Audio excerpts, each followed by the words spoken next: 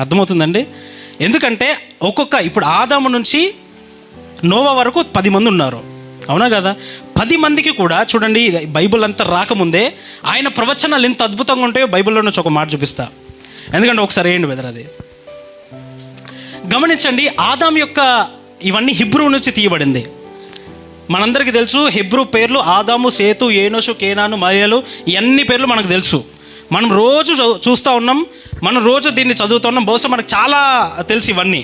అయితే మీరు గమనించినట్లయితే ఆదాం మనకేంటండి, మనిషి అని అర్థం. ఇవన్నీ కూడా హెబ్రీ భాషల్లో ఉన్నటువంటి ఆ తర్జుమాలన్నీ కూడా హెబ్రూ మీనింగ్స్ వస్తాయి. ఇవన్నీ కూడా ఆదాం అనగా మనిషి అయి ఉన్నాడు.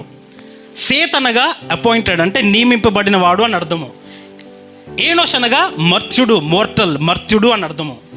కేనాన్ అనగా దుఃఖంలో ఉన్నవాడు అని అర్థము. మహలేల్ అనగా దీవించబడిన దేవుడు అని అర్థము.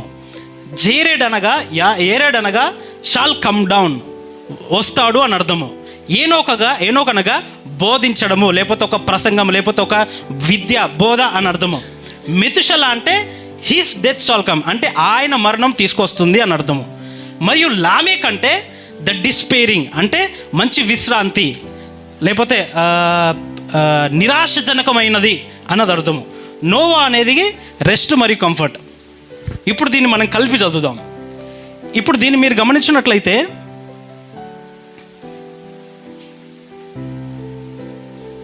ఇది ఎలా వస్తుందంటండి, man is appointed mortal sorrow, but the blessed God shall come down, teaching his death shall bring despairing comfort and rest. అంటే మనిషి ఆదాము మర్త్య దుఃఖాన్ని నియమించాడు. అర్థమవుతుందండి? మర్త్య దుఃఖాన్ని, కేనాను, ఇక్కడ ఇదంతా కలిపి చదువుతున్నాను నేను ఇప్పుడు. ఎందుకనగా a man is appointed to mortal sorrow, but the blessed God shall come down, teaching his death shall bring the despairing rest and comfort. అంటే మనిషి మర్త్య దుఃఖాన్ని నియమించాడు, కానీ ఆశీర్వదించిన దేవుడు దిగివచ్చి ఆయన మరణం ద్వారా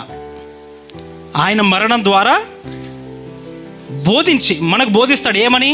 నిరాశజనకమైన ఓదార్పు మరియు ఆదరణిస్తారని. ఎంతమంది పట్టుకున్నారండి? ఇదంతా యేసు ప్రభు పుట్టక ముందే 3000-4000 సంవత్సరాల క్రితమే ప్రవచించబడింది. ఏంటి?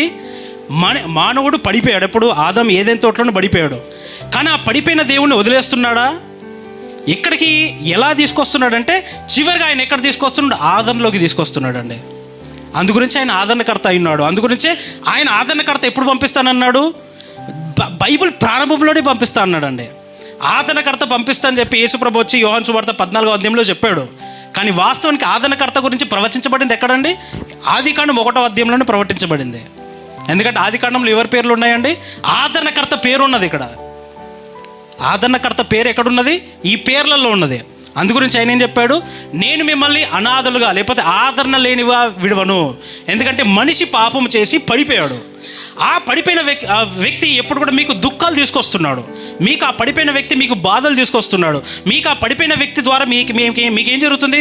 రోజు రోగాలు, సమస్యలు, ఒత్తిళ్ళు, బాధలు, ఈర్షలు, ఇవే త్రోసివేయబడము, లేకపోతే ఒకరు హింసించబడము, ఇవన్నీ జరుగుతున్నాయి. ఎట్లా?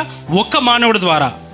కానీ దీవించబడిన దేవుడు దిగివచ్చి మరణిస్తాడు. ఆయన మరణించి మీకేం బోధిస్తున్నాడంటే, ఇదిగో నేను వచ్చి మీకు ఆదరణ ఇస్తున్నాను.